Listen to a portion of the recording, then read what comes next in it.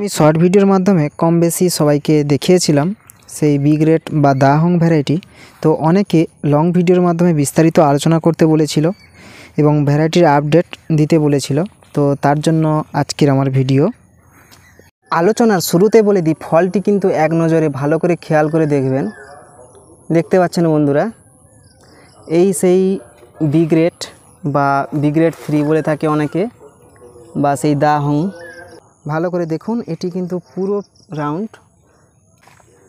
দেখুন বন্ধুরা ভালো করে, ফলটি গৌড় ওজন কিন্তু প্রায় 350 থেকে 400 গ্রাম ক্রস করবে। কিন্তু পাঁপড়িগুলো দেখতে কিন্তু একটু আলাদা। দেখুন প্রত্যেকটি পাঁপড়ি, দেখুন ফল কিন্তু পুরো পেকে গেছে। প্রায় 8-9 দিন আগে থেকে কিন্তু ফলটি প্রায় পেকে গেছে। তারপরেও দেখুন পাঁপড়িগুলো কিন্তু পুরো একদম সোজা স্ট্রেট কাল হয়ে আছে, আর এখানে কিন্তু সবুজ হয়ে আছে, কোনো ফলে শুকনো ভাব নেই। কিন্তু ফলটি অতি ম্যাচিওর হয়ে গেছে, দেখতে পাচ্ছেন ফলটি কিন্তু পুরো ম্যাচিওর হয়ে গেছে, কারণ এই যে এখানে বোঝা যাচ্ছে। এগুলো কিন্তু পরবর্তীকালে খুব একটা ভালো কমার্শিয়ালে জায়গা করে নেবে, কারণ এর ব্রিক্স মান তো সবাই কম বেশি জানেন, 18 থেকে 22-এর মধ্যে বিলং করে। আর এটি কিন্তু সেলফ পলিনেটেড। আমি কিন্তু কোনো পলিনেশন করিনি। আবার ওই দিন কিন্তু প্রচুর মাত্রায় বৃষ্টি হয়েছিল, তো আমি খুবই চিন্তিত ছিলাম যে ফলটি সেট হবে কি না। সবাই তো কম বেশি জানেন যে তাইওয়ানের যতগুলো ভ্যারাইটি রয়েছে, প্রত্যেকটি ভ্যারাইটির ফলের বৈচিত্র্য কিংবা গাছের বৈচিত্র্য, ফলের গেট আপ, বা আমাদের এখানে যেমন Jambu red, Taiwan pink, Siam pink, Siam red, Sri Lankan red, বিভিন্ন যে ভ্যারাইটিগুলো রয়েছে, এগুলোর ফল পাকা অবস্থায় মার্কেটে হয়তো 5 থেকে 7 দিন রাখা যায়, কিংবা ফল বেশি দিন পাকালে ফল কিন্তু শুকনো ভাব হয়ে যায়, প্রথম কথা। এবং দ্বিতীয় কথা যেটি, ফল কিন্তু আমাদের এখানে ওভাল শেপ হয়। মার্কেটে সবথেকে বেশি গোল ফলের চাহিদা, অর্থাৎ রাউন্ড ফলের চাহিদা একটু বেশি রয়েছে। তার সঙ্গে এখন ড্রাগনে কম বেশি মিষ্টতাও খোঁজে। তো তার জন্য কমার্শিয়াল দিক থেকে, অর্থাৎ সুপার কমার্শিয়াল দিক থেকে এই ভ্যারাইটিগুলো কিন্তু এগিয়ে। ভ্যারাইটিগুলো আগামীতে কিন্তু ভালো একটা বাণিজ্যিক জায়গা করে নেবে। একটা জিনিস যেটা বি গ্রেডে লক্ষ্য করা যায়, জাম্বু রেটে যেমন ফলন মাত্রা প্রচুর, তেমন কিন্তু বি গ্রেড বা দাহং ভ্যারাইটিতেও কিন্তু ফলন মাত্রা খুবই ভালো। এই ভ্যারাইটিকে বাণিজ্যিক দিক থেকে এগিয়ে রাখার সবথেকে মূল কারণ, দেখুন বন্ধুরা, আমি কিন্তু এখান থেকে ফলটি হারভেস্ট করেছি, তারপরেও দ্রুত ফুল চলে এসছে।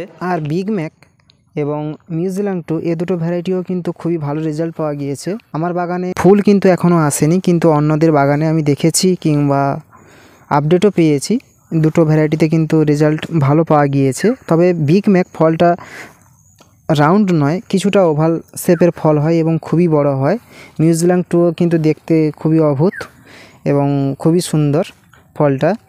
তো তাইওয়ানের যতগুলো ভ্যারাইটি রয়েছে, প্রত্যেকটি ভ্যারাইটি কিন্তু খুবই সুন্দর এবং প্রত্যেকটি ভ্যারাইটি খুবই ফেমাস বাণিজ্যিক দিক থেকে।